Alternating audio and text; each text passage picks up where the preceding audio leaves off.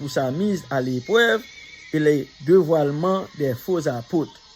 Nous pouvons démontrer par ce passage combien la foi et le dévouement de l'église d'Éphèse étaient grandioses. Mais nous devons nous rendre compte qu'aussi bonne qu'a été la foi au départ. Si cette foi s'égare plus tard, elle devient inutile. Notre foi doit être la vraie foi du début à la fin, restant fermement la même.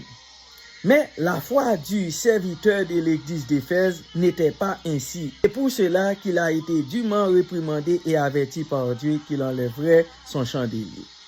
Comme l'histoire de l'église le révèle, les 7 églises de l'Asie mineure étaient en effet maudites pour avoir enlevé les chandeliers, nous devons apprendre des leçons de l'église d'Éphèse, mes frères et sœurs, et nous rappeler que nos églises doivent être approuvées par Dieu comme tiennes, en les fondant sur la foi en l'évangile de l'eau et de l'esprit, et que nous devons devenir les serviteurs de Dieu qui gardent nos églises par cette foi.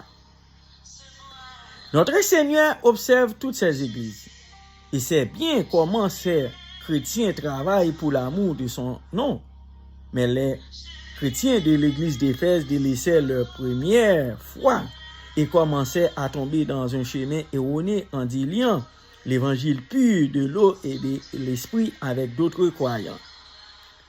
Les œuvres de la foi du serviteur et les chrétiens de l'église d'Éphèse, mes frères et sœurs, étaient si grandes que le Seigneur lui-même les a félicités pour leur acte, leur travail et leur patience.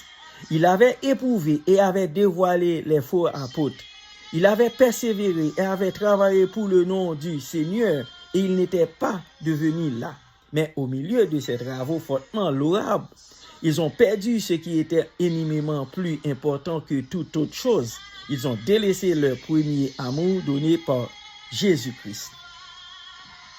Qu'est-ce que ça signifie? Cela signifie qu'ils n'avaient pas retenu l'évangile de l'eau et de l'esprit qui leur avait permis d'être délivrés immédiatement de tous leurs péchés par l'acceptation de celui-ci et la foi en Seigneur. L'abandon de l'évangile de l'eau et de l'esprit, d'autre part, signifie qu'il avait permis aux faux enseignements et à d'autres évangiles de se glisser dans leur église.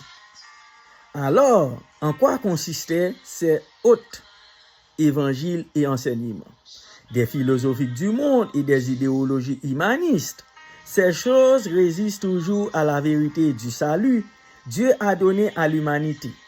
Elles peuvent être avantageuses pour la chair de l'homme